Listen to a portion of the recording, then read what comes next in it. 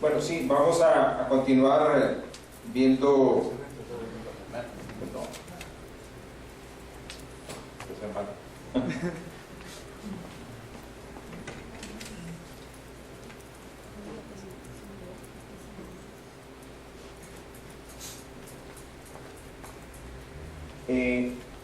Aquí hay este resultado, este cuadro y los dos cuadros que siguen, es de otro estudio adicional que se está haciendo en la parte ya desde el punto de vista territorial de la generación de ingresos y los gastos.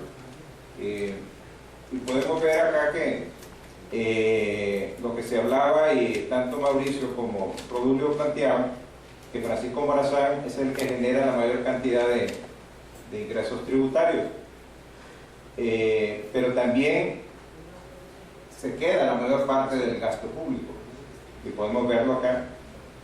Y prácticamente Tegucigalpa extrae, para el año 2009 estaba extrayendo 18.700 millones de otras fuentes que no eran los ingresos mismos que se generaban en el departamento, porque solo estaba generando 19.000 millones y estaba teniendo ingresos por 37.000, casi 38.000 millones. Y podemos ver que en el resto de departamentos los saldos en su mayoría son negativos, excepto ciertos departamentos, Cortés en el caso, o Cotepeque, caso de Valle. Pero aquí hay una salvedad, que es un tema que en el documento hay un cuadro, ojalá lo puedan ver porque es un cuadro con unos numeritos bien chiquititos. Este es el cuadro número 29, donde cuando uno le resta a la recaudación total de impuestos por departamento, le resta la recaudación por aduanas, prácticamente la generación de impuestos por actividades económicas, por decirlo así, lo que genera la actividad económica del departamento se vuelve negativo. En el caso y por eso aparece Cotepeque, Cotepeque tiene dos aduanas, una que da para El Salvador y otra que da para Guatemala. Entonces, cuando ustedes le restan los ingresos por aduana, prácticamente no hay generación por actividad económica. En el caso de Cortés, habría que restarle 3 aduanas: Puerto Cortés, La Mesa y Corinto, que es la frontera con Guatemala. Entonces, ahí cambia un poco la situación, que es tema de otro análisis, sin duda alguna, pero en general se puede ver que hay también una inequidad bastante fuerte en términos y lo presentaba la curva de Gini que presentaba Rodulio hace poquito. En el 2010 pueden ver 19.000 generó Francisco Morazán, para el año 2010 generó 23.902.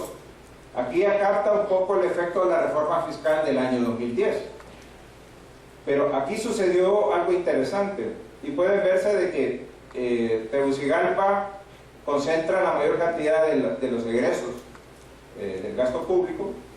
De 37.000 pasó a 40.000, aunque el neto disminuyó un poquito, de 18.700 pasó a 16.000. Ahora, con la reforma fiscal se puede ver algo curioso si vemos la parte de ingresos, y se puede ver en este cuadro. De los 18 departamentos, 14 tuvieron decrementos en la generación de impuestos con la reforma fiscal. ¿Qué pasó? Solo Francisco Morazán aparece, y pueden ver acá que los ingresos, esto ya como balance entre 2010 y 2009, se incrementaron 3.319, pero Francisco Morazán generó 4.781. O sea, pues Tegucigalpa, prácticamente, ¿qué otra ciudad hay a Francisco Morazán que pueda generar este tipo de comportamientos?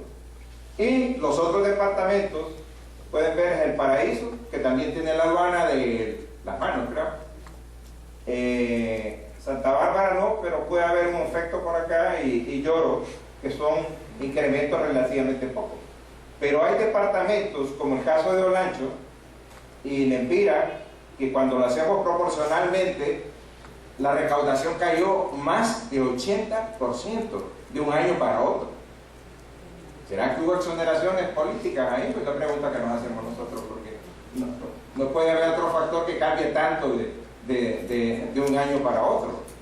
Y entonces hay un tema que la base tributaria realmente tiene que ser revisada, tiene que ser ampliada territorialmente, y un poco en el estudio que se está haciendo adicional a esto, nosotros estamos haciendo el cruce con la información de depósitos de ahorro por departamento.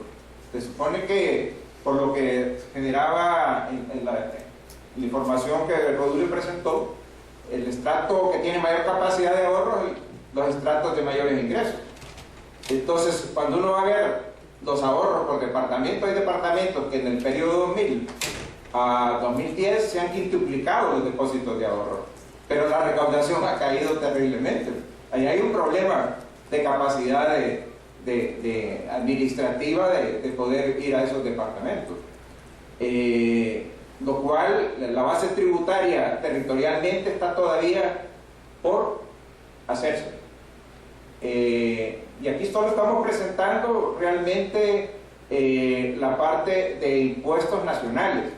Cuando uno le agrega los impuestos municipales, donde Tegucigalpa también es el que recauda más, claro, tiene mayor población, pero igual, cuando uno trata de medir la presión tributaria sobre las personas, principalmente en Tegucigalpa, sale una presión tributaria, o sea, la relación de impuestos generados en relación, porque también hay estimaciones del Producto Interno Bruto por departamentos, siguiendo la metodología que desarrolló PNUD en sus análisis de índices de desarrollo humano, encontramos que la presión tributaria es muy alta.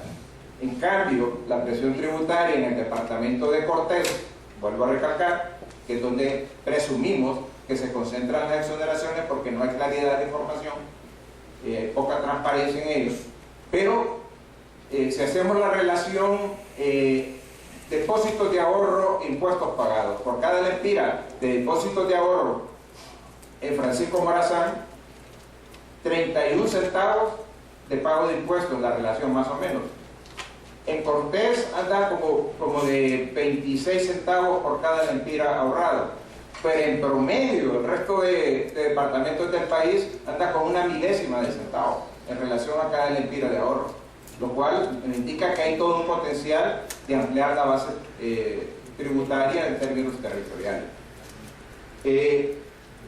Y el otro problema que vemos prácticamente es departamentos que su generación de ingresos, incluso señalábamos casi en carácter de, sería interesante ver qué departamentos tienen capacidad de pagarles el salario a sus representantes en la Cámara Legislativa, por ejemplo. Prácticamente muchos departamentos están subsidiando ciertos departamentos, lo cual no debería ocurrir, debería ser parte de una reforma por lo tanto electoral en ese sentido, para quitar ese tipo de iniquidades, porque al final se toman decisiones con una base de generación económica tan baja, incluso en términos de votos, que llegan a ostentar cargos de decisión nacional que tienen impactos que probablemente tengan este tipo de consecuencias que estamos presentando en este estudio, que no llega a niveles de profundidad mayores por la información que realmente se tiene acceso. Bueno, esto nos viene a constatar que realmente el tema de desigualdades e inequidades es un tema que realmente genera efectos colaterales negativos desde el punto de vista socioeconómico y otro tipo de elementos que en la medida que no se solventen y que realmente existan políticas claras para poder enfrentar estas desigualdades, el problema más bien se va agravando a medida que pasan y estamos un poco teniendo las consecuencias de ello. En fin, hay otros temas todavía escondidos por ahí, como el tema de el lavado de dinero realmente. El lavado de dinero, esto está dentro de estas estadísticas o cómo está. Hemos encontrado información que realmente asusta bastante. Y uno dice, bueno, con todas estas características de una economía de poco crecimiento, ¿por qué tanta, ¿cómo se llama?, liquidez en el sistema financiero?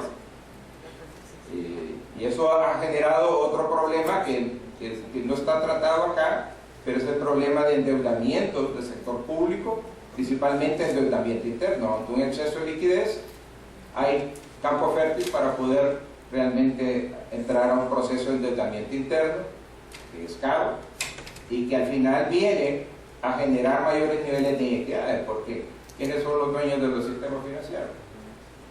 Entonces hay otro proceso de acumulación y hay otros temas también que están pendientes, que es por el tema, por ejemplo, de lo que pasa con no solo la evasión fiscal, sino la elusión fiscal, que es un tema, o sea, que no se pagan los impuestos que deberían pagarse porque legalmente usted puede tener créditos fiscales. Por ejemplo, las grandes empresas, la tendencia reciente es hacer fundaciones para hacer acciones sociales, que esos gastos tienen un crédito fiscal que les rebaja el pago del impuesto. Entonces es otra área gris por ahí que genera, incluso hay veces en donde usted está donando dinero y está favoreciendo a la elusión fiscal de grandes corporaciones. Pero esa información realmente no está disponible para poder hacer los análisis y hacer las correcciones del caso, porque está bien que se tome como una acción de carácter social benemérita, pero no llegar a extremos en donde prácticamente están utilizando el dinero de la gente para beneficios estrictamente de estas grandes empresas. Entonces, son temas que el FOSDE tienen agenda seguir profundizando para poder ir abriendo la discusión de esos temas y que realmente las reformas fiscales sean reformas fiscales que cambien estas tendencias.